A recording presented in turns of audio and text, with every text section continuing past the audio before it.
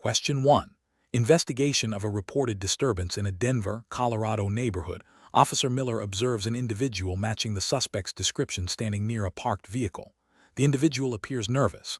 What is the most appropriate course of action for Officer Miller to take regarding a potential search of the individual's person or the vehicle? Option A. Approach the individual, identify themselves as a police officer, explain the reason for the contact, and ask for permission to conduct a search, clearly informing the individual they have the right to refuse. Option B. Inform the individual that a search is mandatory due to the nature of the reported disturbance and proceed with the search. Option C. Immediately conduct a pat-down search of the individual and the vehicle to ensure officer safety and gather evidence related to the reported disturbance. Option D. Order the individual to empty their pockets and step away from the vehicle, stating that this is a standard procedure for individuals matching suspect descriptions. Correct answer is A. Approach the individual, identify themselves as a police officer, explain the reason for the contact, and ask for permission to conduct a search, clearly informing the individual they have the right to refuse. Explanation. Scenario analysis. This scenario presents a professional challenge due to the inherent tension between the immediate need to gather information during an active investigation and the legal and ethical obligations to respect an individual's rights. The officer must balance the urgency of the situation with the procedural safeguards designed to protect citizens from unwarranted intrusion or coercion. Failure to adhere to these safeguards can lead to the suppression of evidence, damage to the investigation's integrity, and potential civil liability for the department. Correct approach analysis. The best professional practice involves approaching the individual with a clear statement of purpose and intent, informing them of their right to refuse consent to a search, and proceeding only if voluntary consent is obtained. This approach is correct because it aligns with the Fourth Amendment of the U.S. Constitution, which protects against unreasonable searches and seizures. Obtaining voluntary consent is a constitutionally permissible method for conducting a search without a warrant. It respects the individual's autonomy and ensures that any evidence obtained is admissible in court, provided the consent was freely and voluntarily given, without duress or coercion. This aligns with established legal precedent in Colorado and federal law regarding consent searches. Incorrect approaches analysis. Approaching the individual and immediately conducting a search without informing them of their right to refuse consent is a failure to obtain valid consent. This violates the principle that consent must be voluntary and informed. The individual may feel compelled to comply due to the officer's authority, rendering the consent involuntary and the search unconstitutional.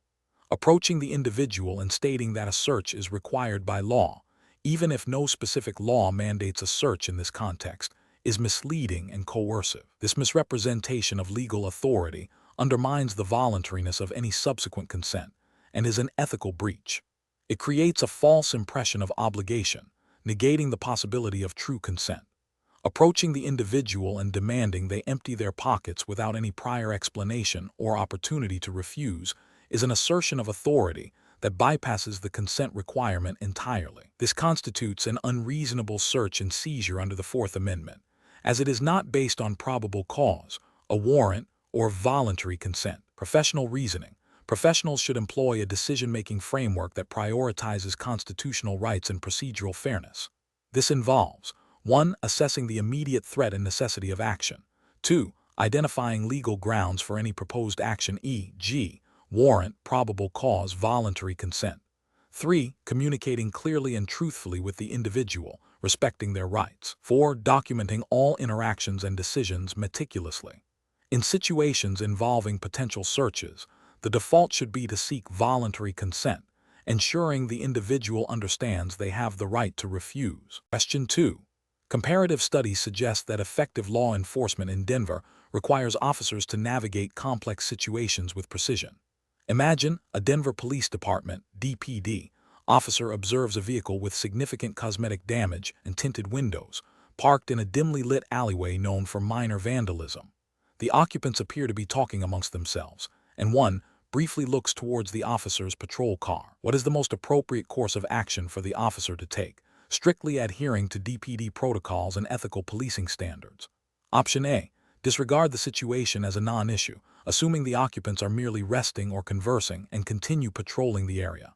Option B. Focus solely on the perceived suspiciousness of the occupant's brief glance towards the patrol car and prepare to initiate a stop based on this feeling alone. Option C. Immediately approach the vehicle and initiate a conversation with the occupants to ascertain their purpose for being in the alley, based on the vehicle's condition and location. Option D. Conduct a thorough observation of the vehicle and its occupants, documenting all details of the vehicle, the occupant's actions, and the surrounding environment, before deciding on further investigative steps based on observed facts and DPD policy. The correct answer is D. Conduct a thorough observation of the vehicle and its occupants, documenting all details of the vehicle, the occupant's actions, and the surrounding environment, before deciding on further investigative steps based on observed facts and DPD policy. Explanation. This scenario presents a professional challenge due to the inherent tension between departmental policy, the need for thorough investigation, and the potential for public perception to influence outcomes. Officers must exercise sound judgment to ensure investigations are conducted impartially and effectively, adhering strictly to established protocols. The correct approach involves meticulously documenting all observations and evidence, regardless of initial impressions, and submitting a comprehensive report that adheres to Denver Police Department (DPD) policy. This is correct because DPD policy mandates thorough and objective reporting of all observed facts and evidence. Ethical policing requires officers to remain impartial and avoid prejudging situations. By documenting everything, the officer ensures that the subsequent investigative steps are based on a complete and accurate factual record, allowing for a fair and unbiased assessment of the situation by supervisors and investigators. This upholds the principles of due process and ensures accountability. An incorrect approach would be to dismiss the situation based on the initial observation of the vehicle's appearance and the occupant's demeanor. This is ethically and regulatorily flawed because it relies on subjective assumptions rather than objective evidence.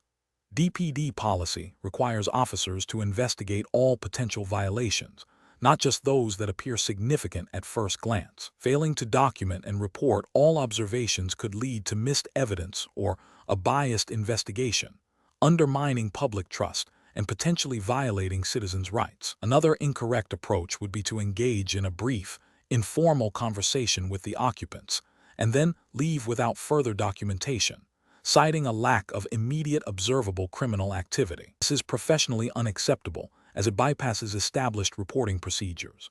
DPD policy requires officers to document all interactions that involve a stop or observation, even if no immediate offense is identified.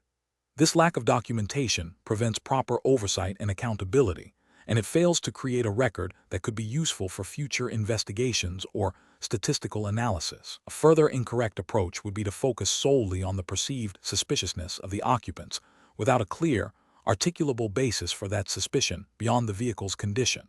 This is problematic because it can lead to profiling and discriminatory practices, which are contrary to DPD's commitment to equitable law enforcement. Investigations must be grounded in observable facts and reasonable suspicion, not generalized feelings of unease. The professional reasoning process for similar situations should involve a systematic approach. 1. Observe and identify all factual details. 2. Consult relevant DPD policies and procedures for guidance on reporting and investigation. 3. Document all observations and actions meticulously and objectively. 4. If reasonable suspicion or probable cause exists, proceed with appropriate investigative steps as per policy. 5. Submit a complete and accurate report, allowing for supervisory review and further action. This process ensures that decisions are evidence-based, procedurally sound, and ethically defensible. Question 3. The investigation demonstrates that officers responding to a reported drug transaction observed an individual quickly enter a private residence. Based on their training and experience, officers have probable cause to believe that illegal narcotics are present inside the residence, and that the evidence may be destroyed if immediate action is not taken. What is the most appropriate course of action for the Denver Police Department officers in this situation? Option A. Attempt to gain entry by knocking and asking the resident for consent to search, without mentioning the probable cause or the intent to seek a warrant. Option B. Wait outside the residence for a significant period to observe further activity, hoping to gather more definitive evidence before attempting to secure the scene or obtain a warrant. Option C. enter the residence immediately to search for and seize the suspected narcotics, as the risk of evidence destruction constitutes an exigent circumstance. Option D. Immediately secure the perimeter of the residence to prevent the destruction or removal of evidence, and then promptly contact a supervisor to initiate the process of obtaining a search warrant. The correct answer is D. Immediately secure the perimeter of the residence to prevent the destruction or removal of evidence, and then promptly contact a supervisor to initiate the process of obtaining a search warrant. Explanation: the investigation demonstrates a scenario that is professionally challenging due to the inherent tension between the need for swift action to secure evidence and the imperative to uphold individual rights and departmental policy. Officers must exercise careful judgment to balance these competing demands, ensuring that investigative integrity is maintained without compromising constitutional protections or departmental procedures. The best professional practice involves a measured approach that prioritizes legal compliance and evidence preservation. This approach requires officers to immediately secure the scene to prevent contamination or loss of evidence, while simultaneously initiating the process to obtain the necessary legal authorization for a search. This includes promptly contacting a supervisor and, if probable cause exists, requesting a search warrant from a judicial officer. This method is correct because it adheres strictly to the Fourth Amendment of the U.S. Constitution, which protects against unreasonable searches and seizures, and the established legal precedent that generally requires a warrant for searches of private property absent exigent circumstances. The Denver Police Department's policies would also mandate this procedure, emphasizing lawful evidence collection. An incorrect approach would be to immediately enter and search the residence without a warrant, even with the belief that evidence might be destroyed. This fails to respect the constitutional right to privacy and bypasses the established legal safeguards designed to prevent arbitrary government intrusion. Such an action would likely render any subsequently discovered evidence inadmissible in court under the exclusionary rule, undermining the entire investigation. Another incorrect approach would be to delay securing the scene while attempting to locate a judge for a warrant, potentially allowing evidence to be lost or altered. While the intent to obtain a warrant is correct, neglecting to secure the immediate vicinity of the suspected criminal activity creates a significant risk to the integrity of the investigation. This demonstrates a failure to adequately balance the need for legal authorization with the practical necessity of preserving the scene. A further incorrect approach would be to rely solely on the owner's consent to search if there is any doubt about the voluntariness or scope of that consent, or if probable cause for a warrant already exists. While consent can be a valid basis for a search, it is a less robust legal justification than a warrant, especially when other legal avenues are available and the situation warrants a more definitive authorization. This could lead to legal challenges regarding the validity of the consent. Professionals should employ a decision-making framework that begins with identifying the legal and policy requirements applicable to the situation. This involves assessing the presence of probable cause, considering potential exigent circumstances, and understanding the constitutional protections at play. The next step is to evaluate the immediate risks to evidence integrity and public safety. Based on this assessment, officers should then formulate a plan that prioritizes lawful evidence collection, secures the scene, and seeks appropriate legal authorization in a timely manner, always erring on the side of caution and strict adherence to legal and departmental mandates. Question 4. Assessment of a Denver Police Department officer's response to a citizen recording an arrest in a public park in Denver, Colorado, where the officer believes the recording may be interfering with the investigation. Option A. The officer attempts to physically take the citizen's recording device away to prevent further recording. Option B. The officer ignores the citizen's recording and continues with the arrest, hoping the situation resolves itself.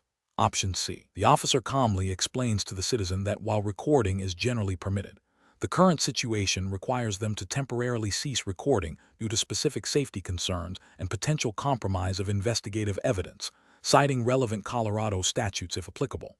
Option D. The officer orders the citizen to immediately stop recording and threatens them with arrest if they do not comply, without providing any specific reasons. The correct answer is C. The officer calmly explains to the citizen that while recording is generally permitted, the current situation requires them to temporarily cease recording due to specific safety concerns and potential compromise of investigative evidence, citing relevant Colorado statutes if applicable. Explanation. Scenario analysis. This scenario is professionally challenging because it involves a direct conflict between a citizen's perceived right to record and a police officer's duty to maintain order and safety during an investigation. The officer must balance the public's right to observe and record police activity with the need to conduct their duties effectively and without undue interference or compromise of investigative integrity. Misjudging the situation could lead to legal challenges, public distrust, or even compromise an ongoing investigation. Correct approach analysis. The best professional approach involves clearly and calmly informing the individual of the specific legal limitations on recording in that particular context, if any exist under Colorado law, while simultaneously explaining the operational reasons for the request. This approach prioritizes de-escalation and education over immediate confrontation. It acknowledges the individual's potential right to record, but frames the request within the bounds of lawful police procedure and public safety. Colorado law generally permits citizens to record police officers in public spaces, but this right is not absolute and can be subject to reasonable restrictions related to safety, privacy, or ongoing investigations. An officer should articulate these specific, legally grounded reasons for requesting the individual cease recording, rather than issuing a blanket demand. This approach upholds the principle of transparency while ensuring operational effectiveness. Incorrect approaches analysis. Demanding the individual immediately cease recording without providing any specific legal or operational justification is an overreach of authority. This approach fails to acknowledge the citizen's potential right to record and can be perceived as an attempt to obstruct lawful observation, potentially leading to accusations of misconduct and violating principles of transparency. Ignoring the individual and continuing with the investigation without addressing the situation could escalate the tension and lead to a more confrontational encounter later. It also misses an opportunity to educate the public on the boundaries of recording police activity, potentially fostering future misunderstandings. Threatening arrest or using physical force solely for the act of recording in a public space, without a clear and present danger or violation of a specific law, is an inappropriate and potentially unlawful use of force. This approach demonstrates a severe lack of judgment and a failure to understand the balance between law enforcement duties and civil liberties. Professional reasoning. Professionals should employ a decision-making framework that prioritizes de-escalation, clear communication, and adherence to legal statutes and departmental policy. When faced with a situation involving citizen recording, officers should first assess the immediate safety and investigative risks. If no immediate risk is present, they should calmly inform the individual of any specific, legally justifiable reasons for requesting they cease recording, referencing relevant Colorado statutes or departmental guidelines. If the individual refuses and there is no immediate threat, officers should consider documenting the interaction and consulting with a supervisor rather than escalating the situation. Question 5. The efficiency study reveals a significant backlog in the Denver Police Department's evidence processing unit, leading to delays in case resolution. Considering the critical importance of maintaining the integrity of evidence and adhering to legal standards within Colorado, which of the following actions would be the most appropriate initial step to address this backlog while ensuring compliance with DPD protocols and state law? Option A. Instruct evidence technicians to prioritize speed over meticulous documentation for less critical cases to clear the backlog more quickly. Option B. Propose a departmental policy change to reduce the number of evidence items that require detailed processing, citing efficiency gains. Option C. Conduct a comprehensive review of current DPD evidence handling standard operating procedures, SOP, and cross-reference them with relevant Colorado revised statutes, CRS, concerning evidence management and chain of custody to identify areas for legally compliant process optimization. Option D. Immediately implement a new, faster evidence logging system purchased from an external vendor, assuming it will significantly reduce processing times. Correct answer is C. Conduct a comprehensive review of current DPD evidence handling standard operating procedures, SOP, and cross-reference them with relevant Colorado revised statutes, CRS, concerning evidence management and chain of custody to identify areas for legally compliant process optimization. Explanation. The efficiency study reveals a potential bottleneck in the Denver Police Department's DPD evidence processing unit, impacting case closure rates.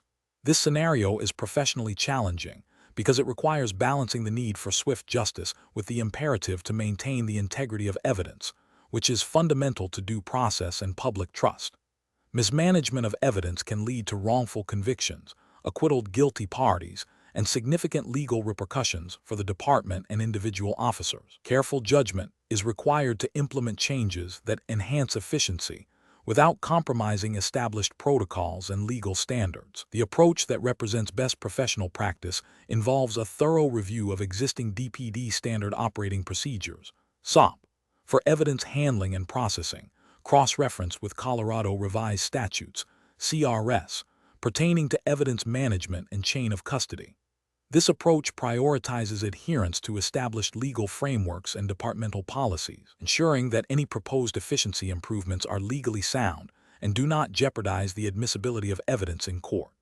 It involves consulting with legal counsel and evidence technicians to identify areas for improvement that align with both efficiency goals and legal requirements, such as implementing digital tracking systems or optimizing workflow based on established best practices within the DPD and Colorado law. This ensures that the integrity of the evidence and the legal process are paramount. An approach that focuses solely on expediting the physical movement of evidence without a corresponding review of the legal and procedural safeguards would be professionally unacceptable. This would likely violate CRS requirements for chain of custody and potentially compromise the integrity of the evidence, making it inadmissible in court. Similarly, implementing new technologies or procedures without adequate training or validation against DPD SOPs and CRS would be a failure. This could lead to errors in documentation, mishandled evidence, and a breakdown in the chain of custody, undermining the legal process. An approach that bypasses established DPD protocols or legal advice in favor of perceived quick fixes would also be unacceptable, as it disregards the established framework designed to protect the rights of all parties involved and ensure the reliability of the justice system. Professionals should employ a decision-making framework that begins with a clear understanding of the problem and its potential impact. This should be followed by a comprehensive review of all relevant legal statutes, in this case, Colorado Revised Statutes, departmental policies, and best practices.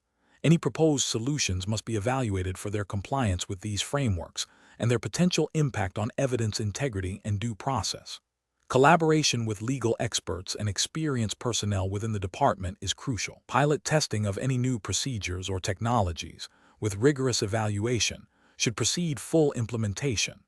The ultimate goal is to achieve operational improvements while upholding the highest standards of legal compliance and ethical conduct. Question 6. Regulatory review indicates that Denver Police Department (DPD) officers are tasked with maintaining public safety in various neighborhoods. While on patrol in an area known for a higher incidence of property crime, an officer observes an individual walking alone on the sidewalk late at night. The individual is wearing dark clothing and appears to be looking around. The officer has no specific information about any ongoing criminal activity or any outstanding warrants related to this individual. What is the most appropriate course of action for the officer to take, adhering to Colorado law and DPD policy? Option A. Immediately detain the individual and conduct a pat-down search for weapons, given the late hour and the individual's attire. Option B. Stop the individual and question them about their presence in the area, as their behavior and location warrant further inquiry. Option C. Continue patrolling and ignore the individual, as their behavior does not constitute a clear violation of any law. Option D.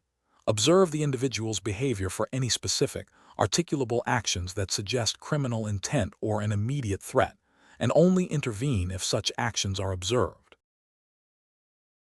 The correct answer is D. Observe the individual's behavior for any specific, articulable actions that suggest criminal intent or an immediate threat, and only intervene if such actions are observed. Explanation.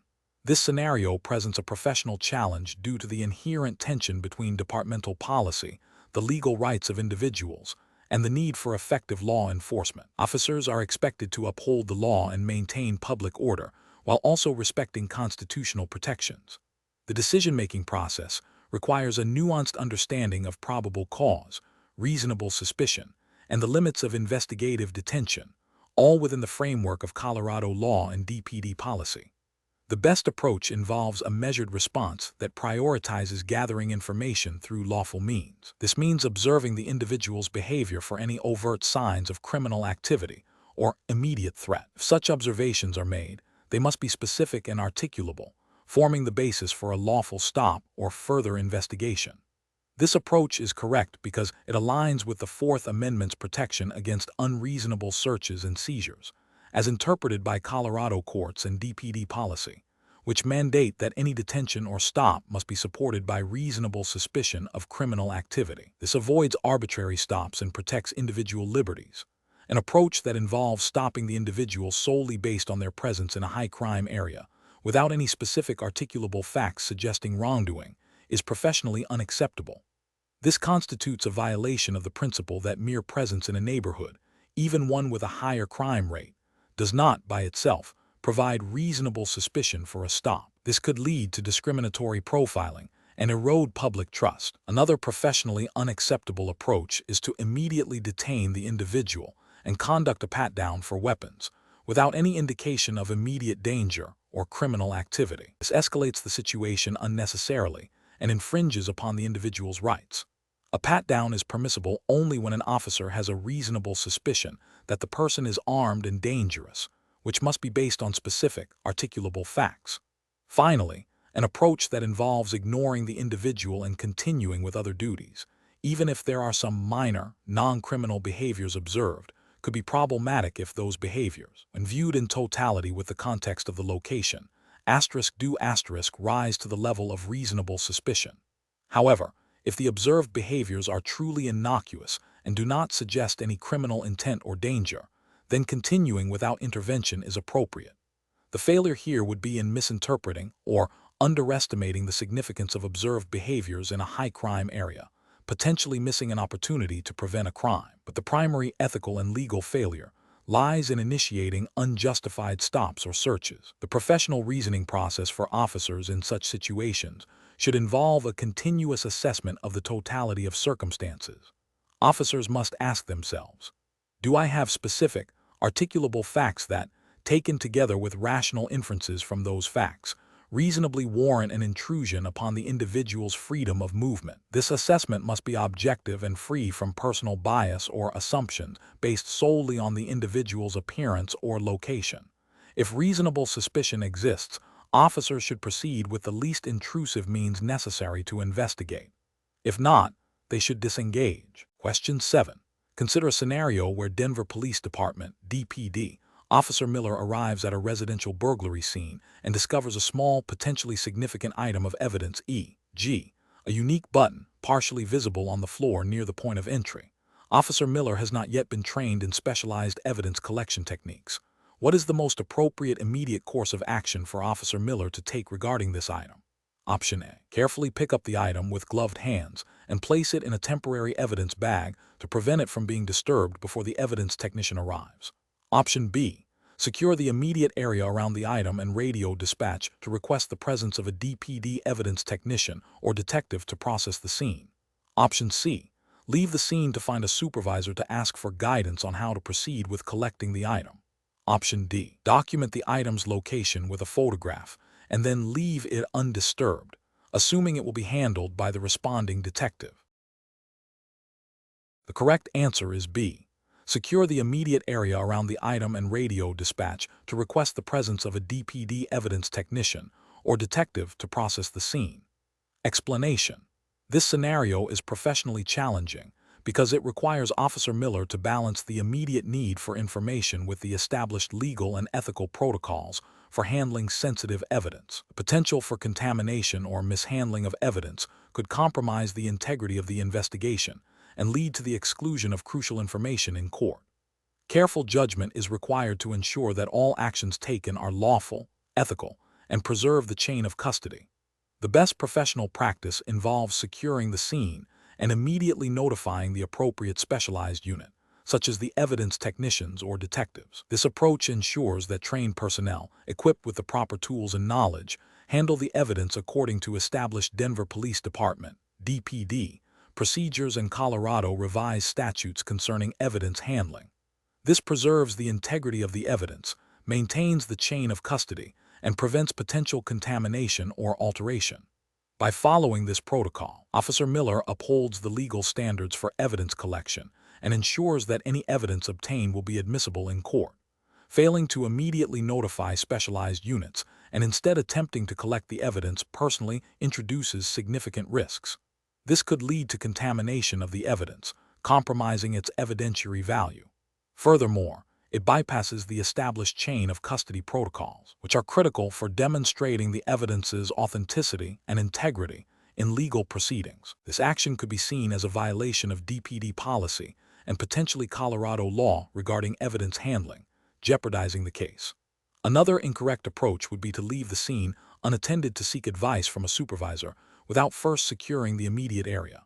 While seeking guidance is important, abandoning the scene, even temporarily, risks the loss or alteration of evidence by unauthorized individuals or environmental factors. This demonstrates a failure to prioritize the immediate preservation of critical evidence. Finally, disregarding the potential evidentiary value of the item and failing to document its presence or secure it in any manner is a severe dereliction of duty. This approach ignores the fundamental responsibility of a law enforcement officer to preserve potential evidence, which could be vital to solving the crime and ensuring justice. Professionals should employ a decision-making framework that prioritizes immediate scene security, followed by adherence to established departmental protocols for evidence handling and notification of specialized units. This framework emphasizes the preservation of evidence integrity and legal admissibility, ensuring that all actions taken are both procedurally sound and ethically defensible. Question 8. Upon reviewing a call for service in Denver, Colorado, an officer observes an individual sitting on a park bench, exhibiting slurred speech and unsteady gait, but not acting aggressively or posing an immediate threat to anyone. The individual appears to be under the influence of alcohol. What is the most appropriate course of action for the officer to take, considering Denver Police Department policies and Colorado state law? Option A. Ignore the individual's behavior and continue on to other calls, as they are not currently posing a direct threat. Option B. Immediately attempt to physically restrain the individual to prevent any potential disturbance, without first attempting verbal de-escalation or a thorough threat assessment. Option C. Utilize a taser on the individual to quickly gain control and detain them for public intoxication, given their apparent impairment. Option D. Approach the individual calmly, attempt verbal de-escalation, and assess their immediate threat level before determining if detention for public intoxication is warranted under Colorado Revised Statutes Section 18-13-122, prioritizing the use of the least amount of force necessary. The correct answer is D.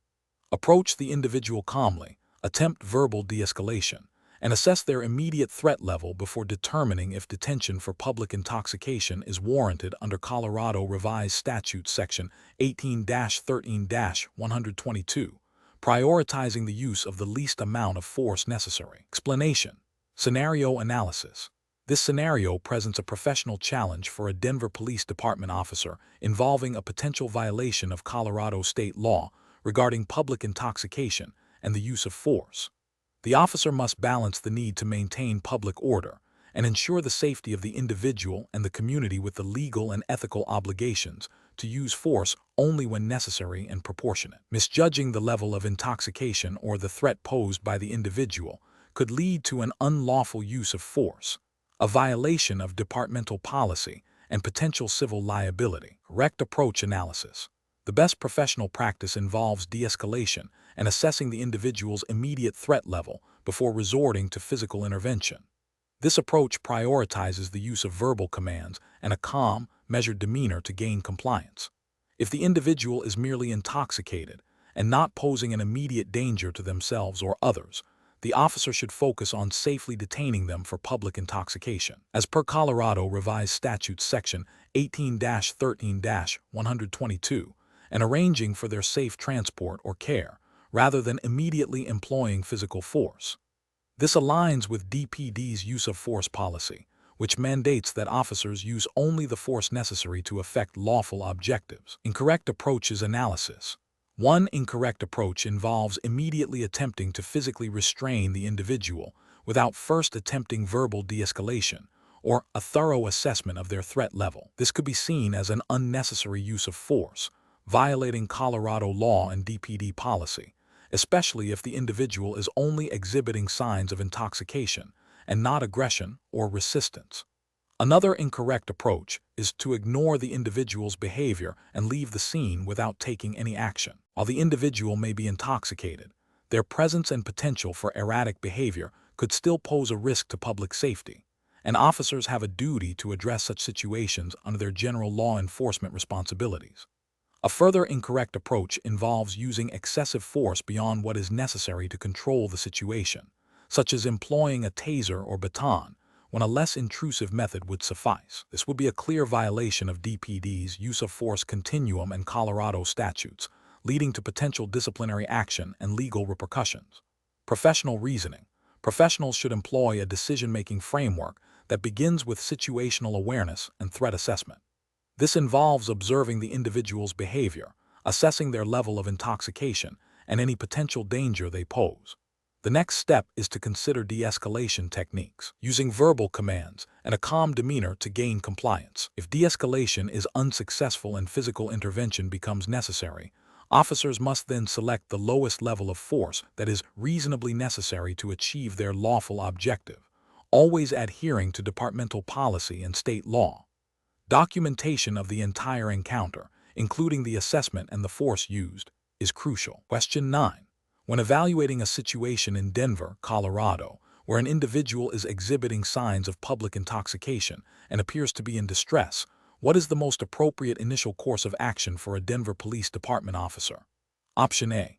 Immediately place the individual under arrest for public intoxication, as their behavior clearly indicates a violation of Colorado state law. Option B. Approach the individual aggressively to assert authority and prevent any potential escalation of their disruptive behavior. Option C.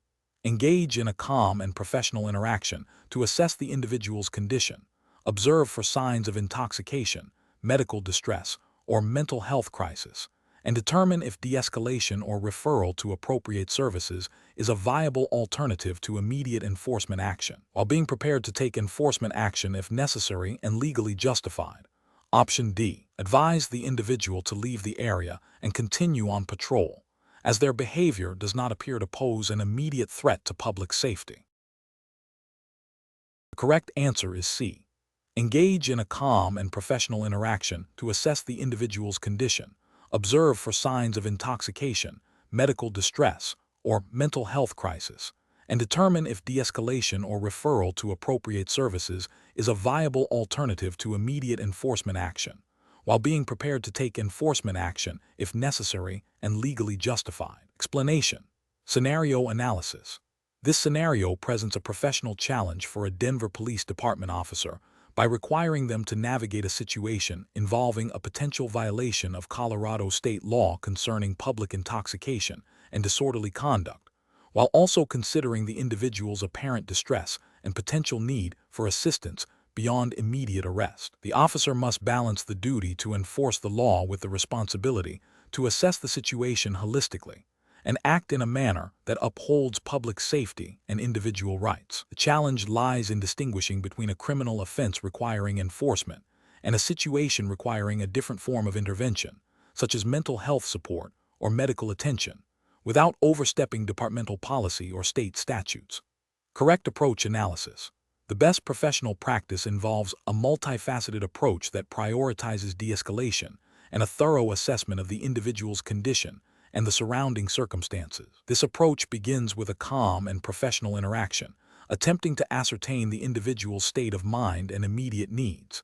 It involves observing for signs of intoxication, but also for indicators of medical distress, mental health crisis, or other vulnerabilities. If the individual is exhibiting behavior that clearly violates Colorado revised statutes concerning public intoxication or disorderly conduct and poses a clear danger to themselves or others, then appropriate enforcement action, such as arrest, may be warranted. However, if the individual's behavior, while potentially indicative of intoxication, also suggests a need for medical or mental health intervention, the officer should explore options for referral or assistance in accordance with Denver Police Department policy and Colorado's mental health laws. This might involve contacting a crisis intervention team, arranging for medical evaluation, or facilitating transport to an appropriate facility, rather than an immediate arrest if such alternatives are viable and safer. This approach is correct because it aligns with the DPD's commitment to community policing, the principles of de-escalation, and the ethical imperative to provide assistance where needed, while still upholding the law. It recognizes that not all public intoxication situations are identical, and that a nuanced response can lead to better outcomes for both the individual and the community. Incorrect approaches analysis. One incorrect approach would be to immediately arrest the individual solely based on the appearance of intoxication, without further assessment of their behavior, potential distress, or immediate danger. This fails to consider the possibility of underlying medical conditions or mental health crises that may be presenting as intoxication. It also bypasses the opportunity to de-escalate the situation and could lead to unnecessary use of force or an inappropriate booking into jail, violating the principle of proportionality in law enforcement.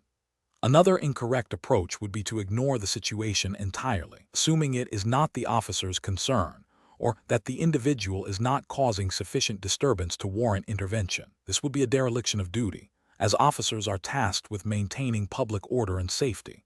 Ignoring a potentially dangerous situation, even if it involves intoxication, could lead to harm to the individual or others. A further incorrect approach would be to engage in overly aggressive or confrontational tactics from the outset, escalating the situation unnecessarily. This can provoke a negative reaction, making de-escalation impossible and increasing the risk of injury to the officer, the individual, or bystanders. It also fails to demonstrate the professionalism and restraint expected of a Denver Police Department officer. Professional reasoning. Professionals should employ a decision-making framework that begins with situation assessment, followed by de-escalation, and then a determination of the most appropriate course of action based on observed facts, departmental policy, and relevant state statutes. This involves active listening, clear communication, and a commitment to understanding the full context of the situation before taking decisive action. When faced with ambiguity, prioritizing safety, legality, and the well-being of all involved is paramount. Question 10. The analysis reveals that the Colorado Public Employees Retirement Association, PERA, pension funds investment portfolio holds a significant number of actively traded securities. At the end of the reporting period, the portfolio manager needs to determine the fair value of these securities for the financial statements. For a particular bond, the current bid price is $98.50. The ask price is $99.00, and the last traded price was $98.75. PERA guidelines require that fair value be determined using market-based inputs and, where applicable, adjusted for any known market illiquidity or specific PERA valuation adjustments. Assuming no specific PERA valuation adjustments are applicable for this security, and that the bid-ask spread is the primary indicator of market liquidity for this asset. What is the most appropriate fair value calculation for this bond, expressed as a percentage of its par value? Option A $99.00, Option B $98.75, Option C $98.50, Option D $98.75, adjusted downwards by 0.25% due to perceived market illiquidity. Correct answer is B $98.75. Explanation. The analysis reveals a scenario that is professionally challenging due to the inherent tension between the need for accurate financial reporting and the potential for misinterpretation of complex accounting standards, especially when dealing with fluctuating asset values. Careful judgment is required to ensure compliance with the Colorado Public Employees Retirement Association (PERA) investment guidelines and generally accepted accounting principles (GAAP). The best professional approach involves a meticulous calculation of the portfolio's fair value using the specified valuation methods, ensuring all relevant market data and any applicable PERA-specific valuation adjustments are incorporated. This approach is correct because it directly adheres to the principles of GAAP, which mandate that financial statements reflect the fair value of assets. Furthermore, it aligns with the fiduciary responsibilities inherent in managing public pension funds, as outlined by PERA, which requires transparency and accuracy in reporting investment performance and asset values to beneficiaries and stakeholders. The use of a weighted average of the bid and ask prices, adjusted for any known market illiquidity or peer-mandated valuation adjustments, provides the most objective and defensible fair value. An incorrect approach would be to simply use the last traded price as the fair value. This fails to account for potential bid-ask spreads and the current market conditions, potentially overstating or understating the portfolio's true value. This violates GAAP fair value principles and PIRA requirement for accurate asset valuation, potentially misleading beneficiaries about the fund's financial health. Another incorrect approach would be to use only the bid price without considering the ask price or any adjustments.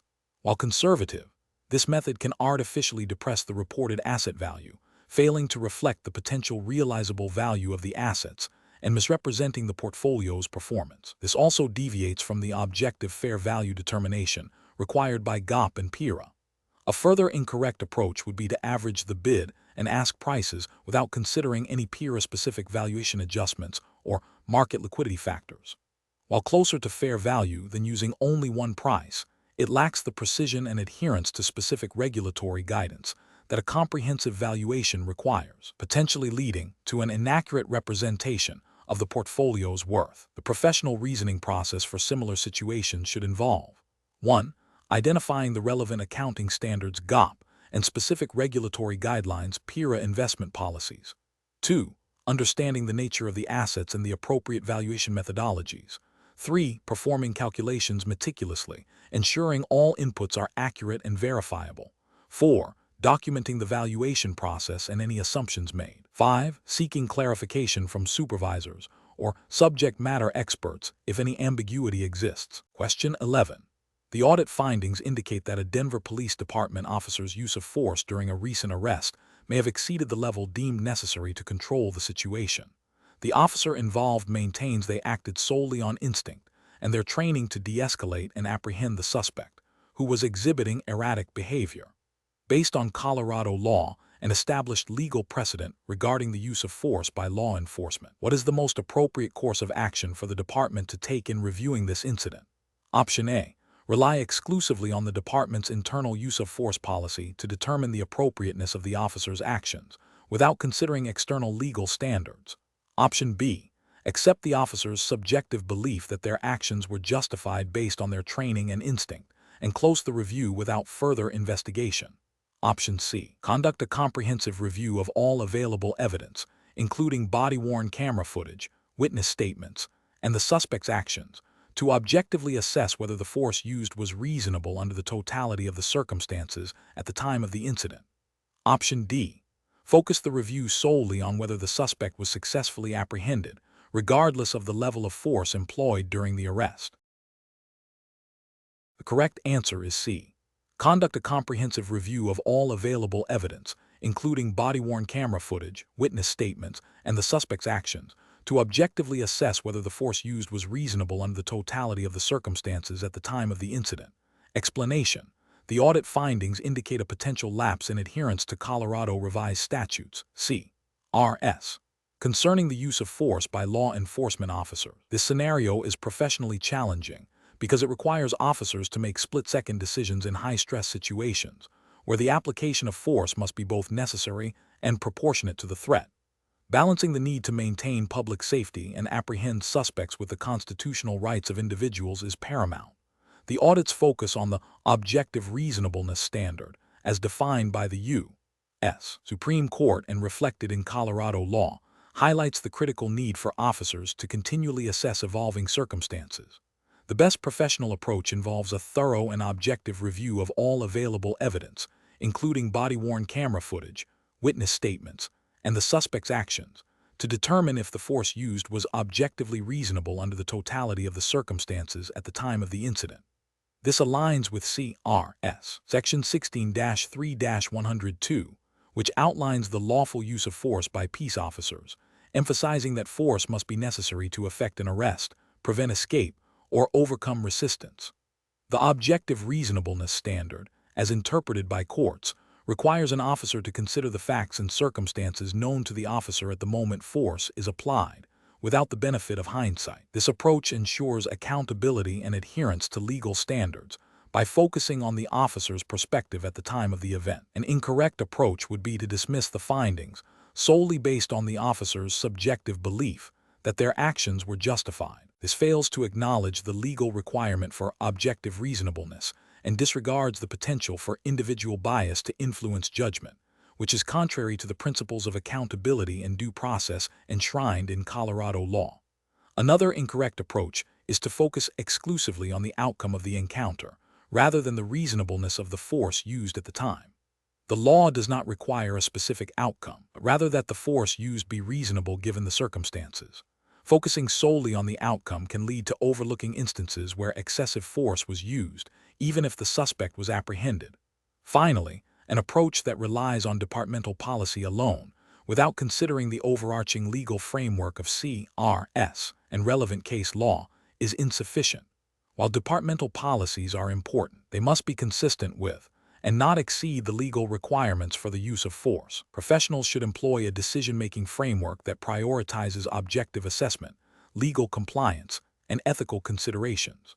This involves gathering all relevant facts, analyzing them through the lens of established legal standards, such as objective reasonableness under Colorado law, consulting with legal counsel when necessary, and making decisions based on evidence rather than personal feelings or assumptions. Question 12. Implementation of a rapid response to a reported domestic disturbance at a Denver residence leads officers to hear what sounds like a violent struggle and breaking glass from within. Upon arrival, the front door is ajar. What is the most appropriate course of action for the Denver Police Department officers to take regarding entry into the residence? Option A. Knock loudly on the door and announce their presence, waiting for a response before considering further action. Option B. Immediately enter the residence to investigate the sounds of struggle and potential danger, securing the scene and any individuals present. Option C. Attempt to contact a supervisor to discuss the situation and await further instructions before making any entry. Option D. Secure the perimeter of the residence and begin the process of obtaining a search warrant based on the sounds heard. The correct answer is B. Immediately enter the residence to investigate the sounds of struggle and potential danger, securing the scene and any individuals present. Explanation. The scenario presents a common challenge for Denver Police Department officers, balancing the need for immediate public safety with the procedural requirements of evidence handling and constitutional rights. The core of the challenge lies in the potential for exigent circumstances to justify actions that might otherwise require a warrant, but officers must meticulously assess whether those circumstances truly exist and are not manufactured. Misjudging this can lead to the suppression of crucial evidence, undermining the investigation, and potentially allowing a perpetrator to evade justice. The correct approach involves a thorough, on-the-spot assessment of the immediate threat to life or the imminent destruction of evidence, documented meticulously. This means officers must be able to articulate specific, observable facts that create a reasonable belief that such an exigency exists. For example, hearing sounds of a struggle or seeing clear indications of evidence being actively destroyed would justify immediate entry without a warrant.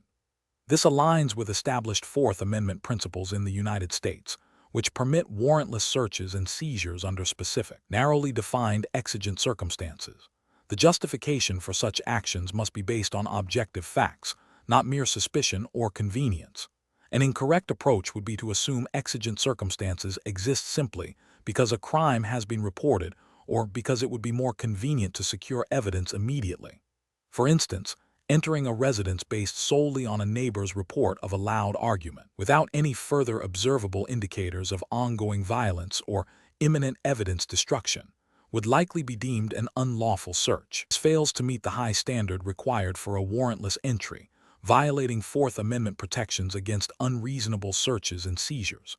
Another incorrect approach is to delay necessary action to obtain a warrant when clear and present danger to life or evidence is evident.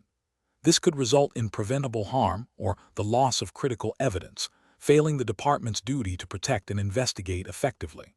Finally, relying on a hunch or a generalized fear without specific, articulable facts to justify a warrantless entry is a significant ethical and legal failing, as it bypasses the constitutional safeguards designed to prevent arbitrary government intrusion. Professionals should employ a decision-making framework that prioritizes constitutional rights while enabling effective law enforcement. This involves 1. Assessing the totality of the circumstances, focusing on objective, observable facts. 2. Considering whether there is an immediate and demonstrable threat to life or imminent destruction of evidence. 3. If exigent circumstances are present, acting swiftly but with restraint and meticulously documenting all actions and justifications. And 4.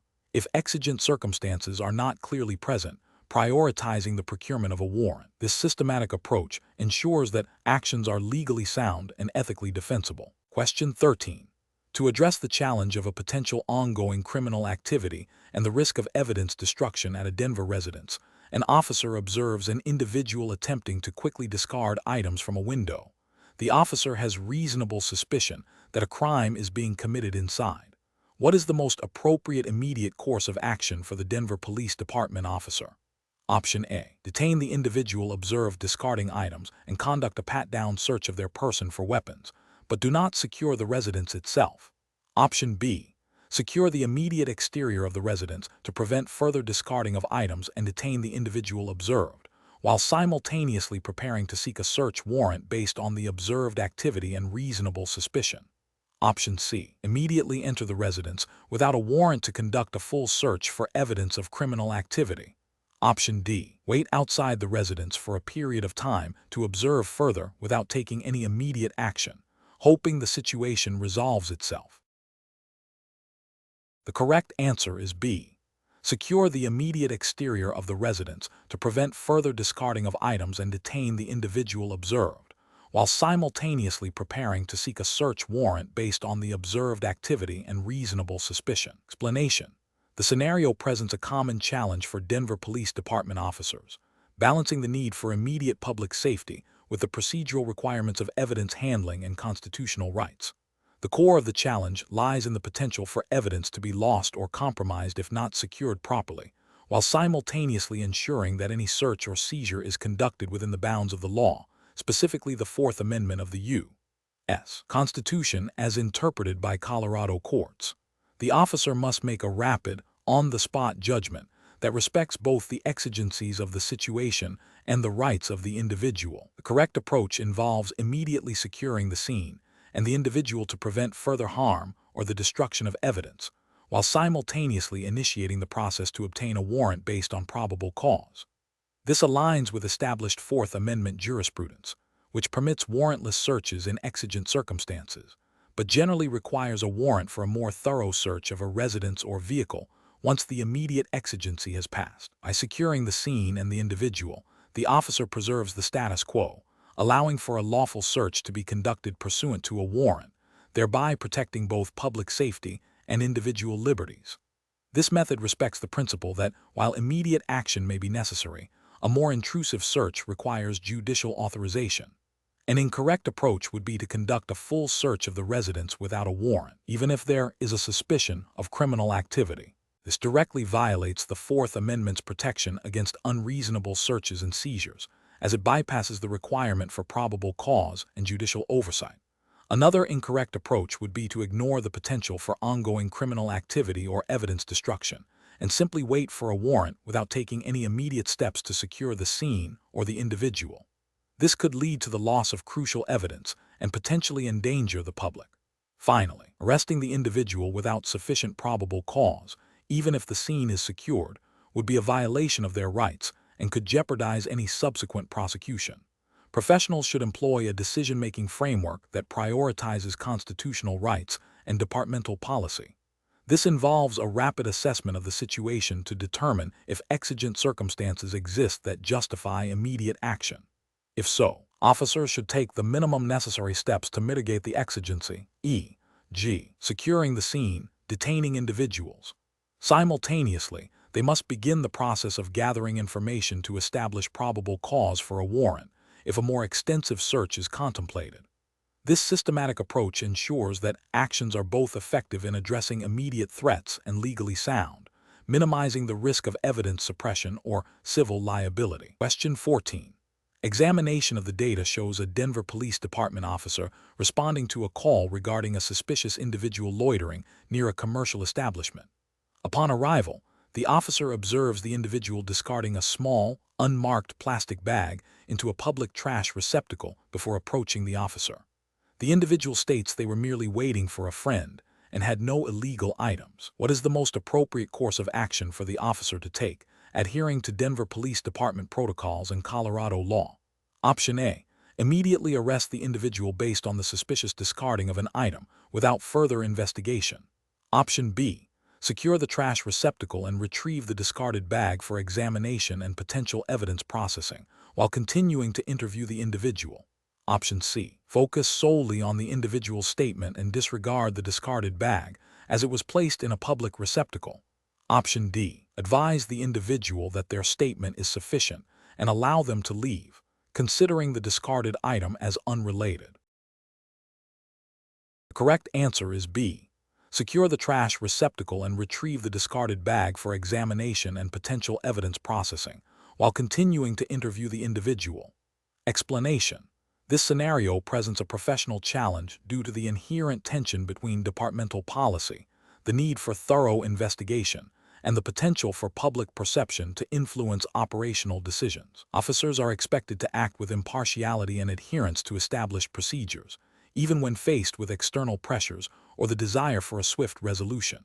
The Denver Police Department, DPD, operates under the Colorado Revised Statutes and Departmental General Orders, which mandate specific protocols for evidence handling and reporting. The correct approach involves meticulously documenting all observations and evidence, regardless of initial assumptions or the perceived simplicity of the situation. This aligns with DPD General Order 301, which emphasizes accurate and complete reporting of all incidents. By thoroughly investigating and documenting the scene, including the discarded items and the suspect's actions, the officer ensures that the report reflects the objective reality of the situation. This approach upholds the principles of due process and provides a solid foundation for any subsequent legal proceedings, ensuring that decisions are based on factual evidence rather than conjecture or expediency. An incorrect approach would be to dismiss the discarded items as irrelevant without further examination. This fails to adhere to the principle of comprehensive evidence collection, as seemingly minor items can often provide crucial context or corroboration. Such an oversight could violate DPD General Order 301 by producing an incomplete report. Another incorrect approach would be to rely solely on the suspect's verbal statement without independent verification or evidence collection. This bypasses the requirement for objective evidence gathering and could lead to an inaccurate assessment of the situation, potentially contravening the spirit of thorough investigation mandated by departmental policy. Finally, an approach that prioritizes closing the case quickly over thoroughness risks compromising the integrity of the investigation and could lead to erroneous conclusions, undermining public trust and departmental standards. Professionals should employ a decision-making framework that prioritizes adherence to policy and procedure, objective evidence gathering, and thorough documentation. This involves a systematic approach to scene assessment, a commitment to collecting all relevant information, and a critical evaluation of statements against physical evidence. When faced with ambiguity or seemingly minor details, the professional standard dictates further investigation rather than premature dismissal. Question 15. Research into the operational procedures of the Denver Police Department reveals a scenario where an officer observes a vehicle matching the description of one involved in a recent hit-and-run incident. The vehicle is parked and unoccupied. The officer notices what appears to be fresh damage to the vehicle's bumper and a possible transfer stain consistent with paint from the victim's vehicle. What is the most appropriate immediate course of action for the officer to take to ensure both public safety and the integrity of potential evidence, adhering to United States constitutional law and Denver Police Department guidelines? Option A. Immediately search the vehicle for any further evidence of the hit-and-run, including any items that might have been left behind by the driver. Option B. Attempt to collect the suspected transfer stain from the bumper by wiping it with a clean cloth to preserve it for later analysis. Option C. Secure the immediate vicinity of the vehicle to prevent tampering or movement, and then request a supervisor and/or detectives to respond to process the scene and determine the next steps regarding the vehicle. Option D.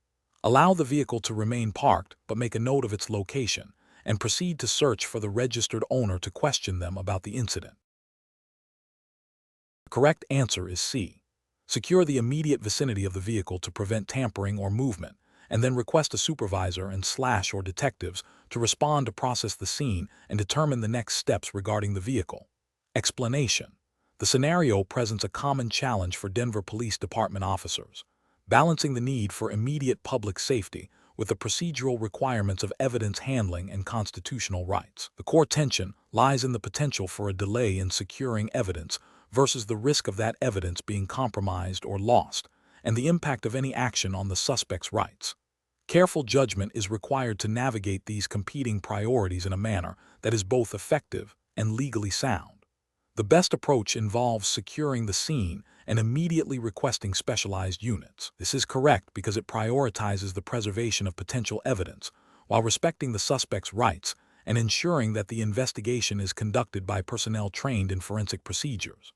The Denver Police Department, like all law enforcement agencies, operates under the framework of the United States Constitution, particularly the Fourth Amendment's protection against unreasonable searches and seizures, and established case law regarding probable cause, search warrants, and the chain of custody for evidence. By securing the scene, the officer prevents contamination or destruction of evidence. Requesting specialized units, such as detectives or crime scene investigators, ensures that evidence is collected, documented, and preserved according to strict legal standards, minimizing the risk of it being deemed inadmissible in court due to improper handling. This also allows the initial responding officer to focus on immediate safety concerns and witness interviews. An incorrect approach would be to immediately search the suspect's vehicle without a warrant or probable cause beyond the initial observation. This violates the Fourth Amendment's protection against unreasonable searches and seizures. Even if the officer believes evidence is present, a warrantless search of a vehicle, absent specific exigent circumstances beyond mere suspicion, is generally unconstitutional. Another incorrect approach would be to allow the suspect to drive away with the vehicle before securing it. This creates a high risk of evidence being lost, destroyed, or moved, and could hinder the subsequent investigation. It also fails to address the potential for the vehicle itself to be evidence of a crime.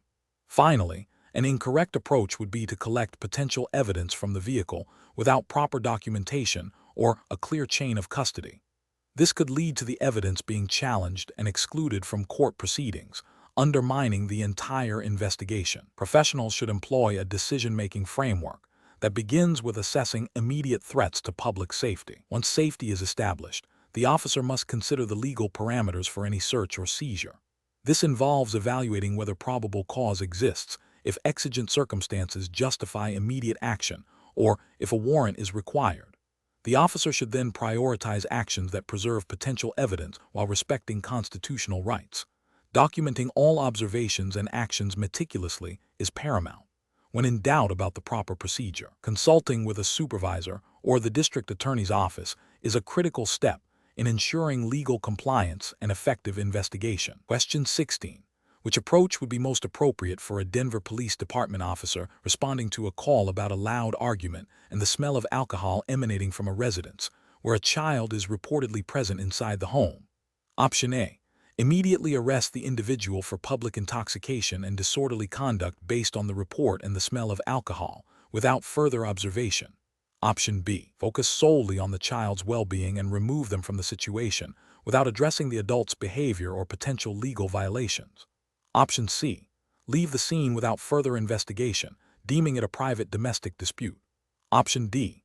Assess the individual's level of intoxication and behavior to determine if C.R.S. Section 18-13-121, public intoxication, or C.R.S. Section 18-9-106, disorderly conduct, is applicable, while simultaneously ensuring the safety of the child, and then take appropriate enforcement action. The correct answer is D. Assess the individual's level of intoxication and behavior to determine if C.R.S. Section 18-13-121, public intoxication, or C.R.S. Section 18-9-106, disorderly conduct, is applicable, while simultaneously ensuring the safety of the child, and then take appropriate enforcement action. Explanation. Scenario analysis.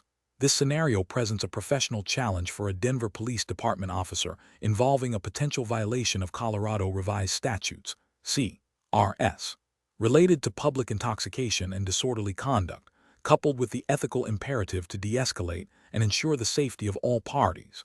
The officer must balance the need to enforce the law with the potential for the individual to pose a danger to themselves or others, or to be a victim of further harm. The presence of a minor adds a layer of complexity, requiring consideration of child welfare laws and departmental policy regarding the handling of domestic disputes or situations involving children. Correct approach analysis. The best approach involves a multifaceted response that prioritizes immediate safety and legal compliance. This includes assessing the individual's level of intoxication and potential for harm, ensuring the safety of the child present, and then proceeding with appropriate legal action based on observed behavior and statutory definitions. This approach aligns with the Denver Police Department's mission to protect and serve by addressing immediate threats, upholding the law, and considering the well-being of vulnerable individuals. Specifically, it adheres to CRS, Section 18-13-121, Public Intoxication, and CRS, Section 18-9-106, Disorderly Conduct, by making a determination based on observable behavior and the potential for public disturbance or harm. It also implicitly addresses departmental guidelines on responding to domestic disturbances and child welfare concerns. Incorrect approaches analysis. One incorrect approach would be to immediately arrest the individual solely based on the smell of alcohol and the report of shouting, without further observation or assessment of their behavior. This fails to meet the legal threshold for public intoxication or disorderly conduct, which requires observable impairment or conduct that causes alarm or annoyance. It also bypasses the crucial step of assessing the immediate safety of the child. Another incorrect approach would be to ignore the situation and leave, assuming it is a private domestic matter. This is a failure to uphold the officer's duty to respond to potential violations of state law and to ensure public safety. It also neglects the responsibility to investigate circumstances that may involve child endangerment or neglect. A third incorrect approach would be to focus exclusively on the child's welfare to the exclusion of addressing the adult's potentially unlawful behavior. While the child's safety is paramount, the officer still has a legal obligation to address any observed violations of Colorado law by the adult. Professional reasoning. Professionals should employ a structured decision-making process that begins with scene assessment and immediate safety considerations. This involves identifying potential threats to officers, the public, and individuals involved.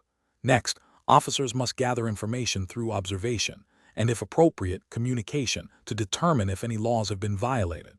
This information gathering must be objective and based on observable facts. Finally, officers must select an appropriate course of action that is legally sound, ethically responsible, and consistent with departmental policy and the overall mission of public service. In this case, it means balancing enforcement with de-escalation and child welfare. Question 17. The efficiency study reveals a significant backlog in the Denver Police Department's evidence processing unit, particularly with the logging and secure storage of recovered firearms. This backlog is impacting the timely release of evidence for ongoing investigations. Considering the legal requirements for evidence handling in Colorado and DPD's internal policies, which of the following actions would be the most appropriate and professionally sound response to address this efficiency issue? Option A. Implement a new, advanced digital evidence logging system immediately to streamline the process, without prior pilot testing or comprehensive staff training. Option B. Conduct a detailed review of the current evidence logging and storage standard operating procedures, SOP, to identify specific points of delay, followed by targeted training for personnel or reallocation of resources to address identified deficiencies, ensuring all proposed changes align with Colorado revised statutes and DPD policy. Option C. Immediately reassign officers from patrol units to assist with evidence processing to reduce the backlog, assuming their general law enforcement experience will be sufficient. Option D. Expedite the destruction of firearms that have been in storage for over 6 months to clear space and reduce the processing burden. Correct answer is B. Conduct a detailed review of the current evidence logging and storage standard operating procedures, SOP, to identify specific points of delay, followed by targeted training for personnel or reallocation of resources to address identified deficiencies, ensuring all proposed changes align with Colorado revised statutes and DPD policy. Explanation: the efficiency study reveals a potential bottleneck in the Denver Police Department's DPD evidence processing unit, specifically concerning the timely logging and storage of recovered firearms. This scenario is professionally challenging because it directly impacts the DPD's ability to support ongoing investigations, ensure chain of custody for critical evidence, and maintain public trust. The pressure to improve efficiency must be balanced against strict adherence to legal and departmental protocols designed to preserve the integrity of evidence. Careful judgment is required to implement changes that are both effective and compliant. The approach that represents best professional practice involves a thorough review of existing standard operating procedures, SOP, for evidence logging and storage, identifying specific points of delay, and proposing targeted training or resource allocation to address these identified issues, while ensuring all proposed changes are vetted for compliance with Colorado revised statutes concerning evidence handling and DPD internal policy. This approach is correct because it prioritizes a systematic, evidence-based method for problem solving. It directly addresses the identified inefficiencies by understanding their root cause within the established legal and departmental framework. By focusing on SOP review and targeted interventions, it ensures that any changes are compliant with Colorado revised statutes and DPD policy, thereby safeguarding the integrity of the evidence and the legal proceedings it supports. This method upholds the principles of due process and accountability, an approach that suggests immediately reassigning personnel from other units to the evidence processing unit without a clear understanding of the specific bottlenecks or the training needs of the reassigned officers is professionally unacceptable. This could lead to increased errors due to unfamiliarity with evidence handling protocols, potentially compromising the chain of custody and violating Colorado revised statutes regarding evidence integrity. Furthermore, it fails to address the root cause of the inefficiency and could negatively impact the operations of the units from which personnel are reassigned. Another professionally unacceptable approach would be to implement a new, unproven digital logging system without pilot testing or adequate training for personnel. This risks data corruption, system failures, and significant delays if the system is not robust or user-friendly. It bypasses the critical step of ensuring the proposed solution is practical and compliant with DPD's IT security policies and Colorado statutes governing digital evidence. Finally, an approach that proposes expediting the destruction of certain types of recovered firearms to reduce backlog, without first consulting Colorado revised statutes on evidence retention periods and DPD policy regarding the disposition of firearms, is also professionally unacceptable. This action could lead to the premature destruction of evidence crucial to ongoing or future investigations, constituting a severe ethical and legal violation. The professional reasoning process for similar situations should involve a structured approach. First, clearly define the problem and its impact. Second, gather data and analyze the root causes. Third, research relevant legal statutes, in this case, Colorado revised statutes and departmental policy. Fourth, brainstorm potential solutions, evaluating each for compliance, effectiveness, and feasibility. Fifth, select the best solution based on this evaluation. And finally, implement and monitor the chosen solution, making adjustments as necessary while maintaining strict adherence to all legal and ethical obligations. Question 18. The efficiency study reveals a significant backlog in the Denver Police Department's evidence processing unit, potentially delaying case resolutions. Considering the critical importance of maintaining the integrity and chain of custody of all evidence as per Colorado state law and DPD protocols, which of the following actions represents the most professionally sound and legally compliant method to address this backlog? Option A. Implement a policy to reduce the number of required signatures on evidence transfer logs to speed up the movement of items through the processing unit. Option B. Engage a third-party private company to handle a significant volume of evidence processing, assuming they have general security protocols in place. Option C. Conduct a detailed audit of the current evidence processing workflow, identifying specific procedural bottlenecks and consulting with evidence custodians and legal advisors to propose targeted improvements that maintain strict adherence to chain of custody requirements and documentation standards. Option D. Temporarily reassign a portion of the evidence processing staff to assist with patrol duties during a period of increased calls for service. The correct answer is C.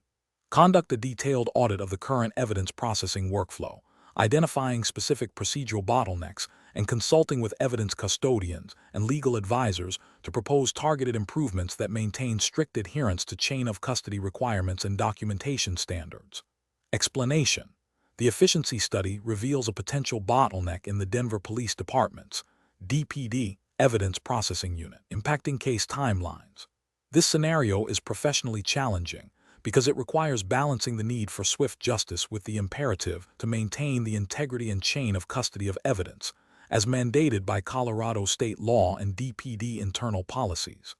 Mismanagement of evidence can lead to compromised investigations, wrongful acquittals, and erosion of public trust. The best approach involves a thorough, systematic review of the current evidence processing workflow, identifying specific points of delay without compromising security or documentation. This includes consulting with evidence custodians, investigators, and legal personnel to understand the root causes of the inefficiency. The DPD's internal policies, aligned with Colorado revised statutes concerning evidence handling, emphasize meticulous record-keeping and secure storage.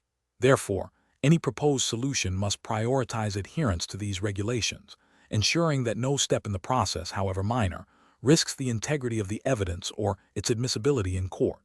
This approach upholds the legal and ethical obligations of the DPD, an approach that suggests expediting processing by reducing the number of required sign-offs on evidence logs, while seemingly efficient, is professionally unacceptable. This directly violates Colorado revised statutes that mandate a clear chain of custody, which is established and maintained through documented transfers and acknowledgments.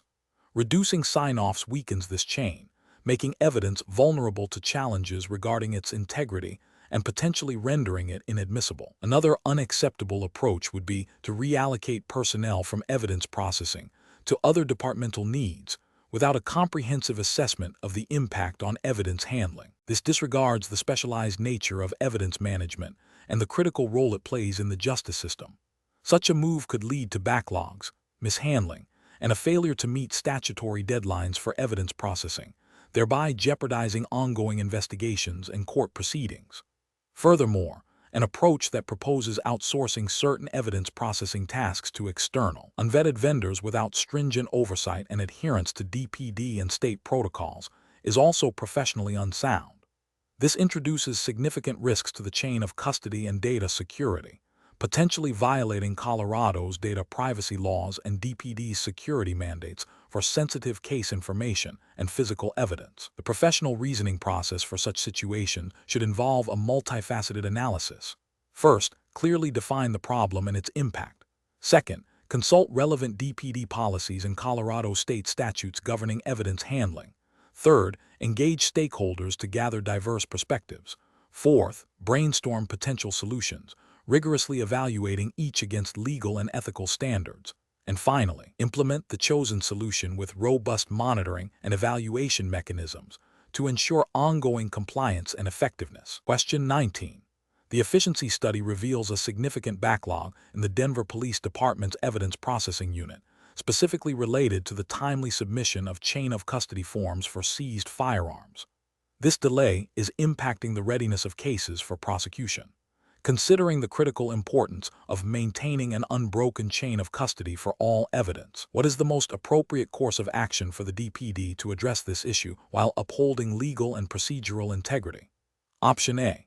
Conduct a detailed review of the current chain of custody procedures for firearms, identify specific bottlenecks or training gaps contributing to delays, and implement targeted training and resource adjustments based on these findings. Option B. Authorize a temporary suspension of the formal chain of custody documentation requirement for firearms to expedite the processing backlog, with documentation to be completed retroactively. Option C. Immediately issue written reprimands to all officers whose firearm evidence submissions have exceeded a predetermined processing time, regardless of the underlying cause of the delay. Option D. Implement a new, advanced digital evidence tracking system immediately to replace the current paper-based process, without prior pilot testing or comprehensive officer training. Correct answer is A. Conduct a detailed review of the current chain of custody procedures for firearms, identify specific bottlenecks or training gaps contributing to delays, and implement targeted training and resource adjustments based on these findings. Explanation: the efficiency study reveals a potential bottleneck in the Denver Police Department's DPD evidence processing unit, specifically concerning the timely submission of chain of custody forms for seized firearms. This scenario is professionally challenging because it directly impacts the integrity of criminal investigations and the prosecution of cases.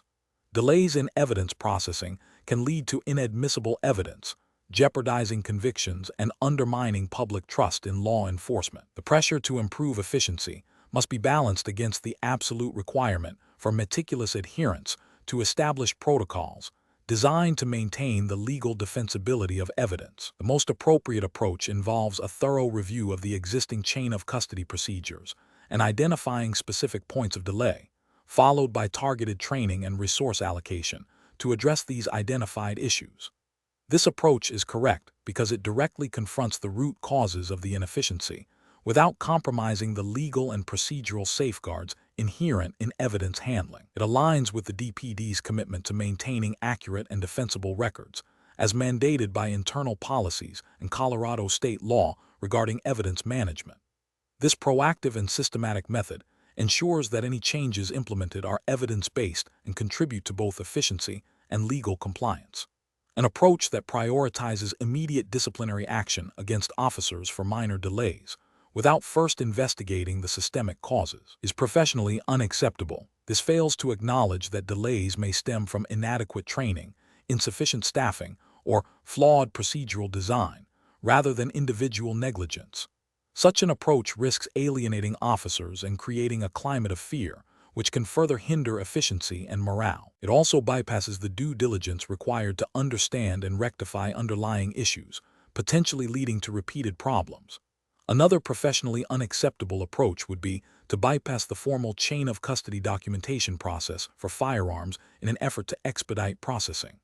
This directly violates established DPD protocols and Colorado revised statutes concerning evidence handling. The chain of custody is a critical legal requirement to prove that evidence has not been tampered with or altered.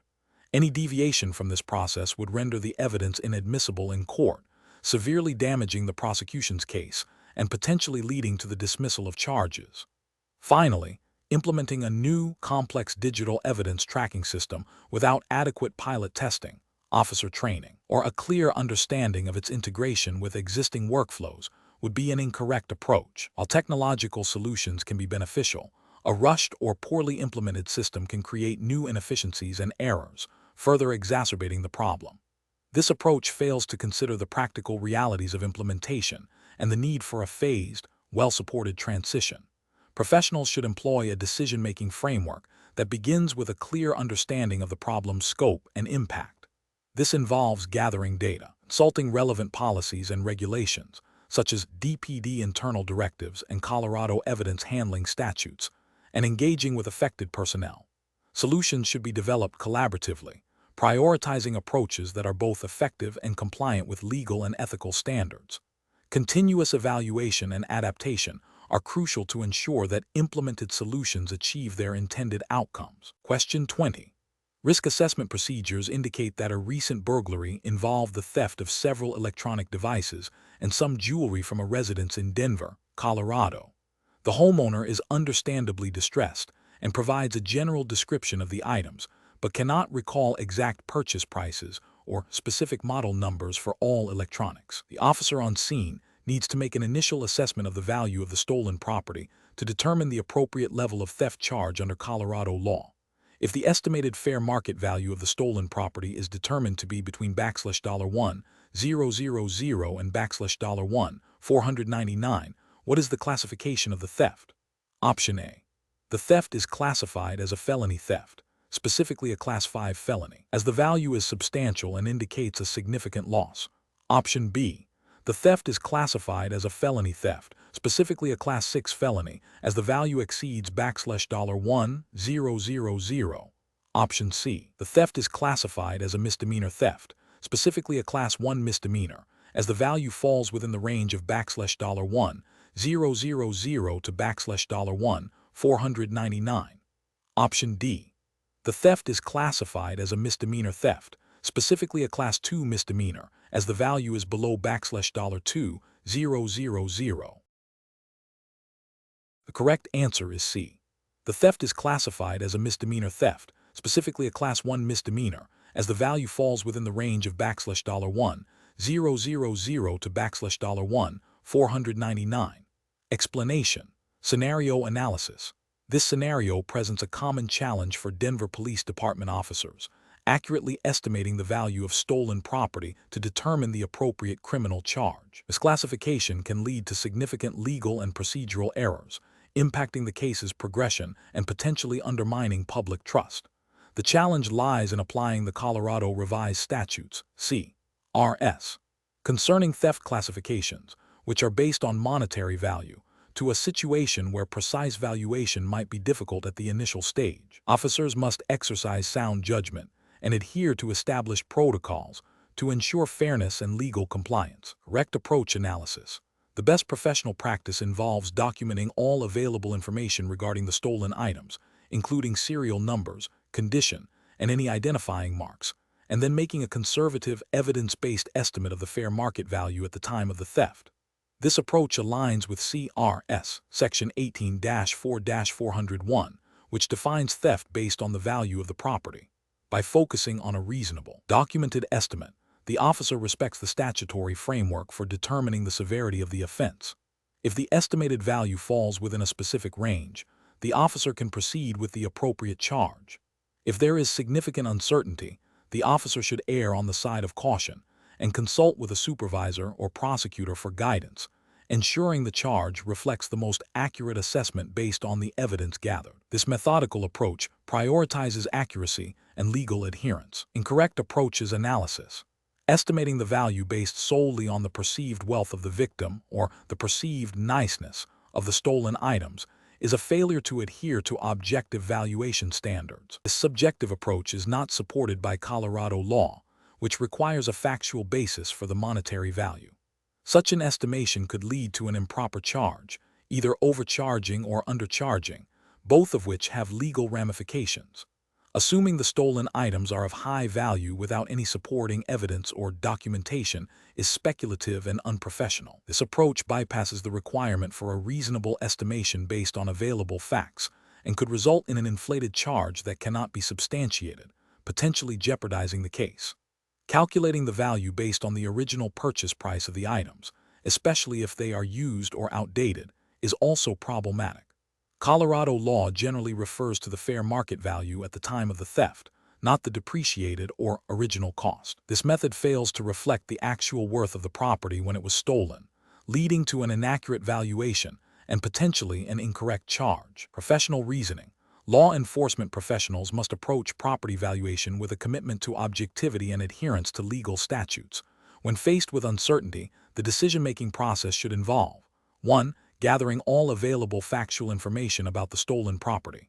2. Applying established valuation principles, such as fair market value at the time of the offense. 3. Making a conservative, evidence-based estimate. 4. Consulting with supervisors or legal counsel when significant ambiguity exists. This structured approach ensures that charges are legally sound, fair to all parties, and uphold the integrity of the justice system.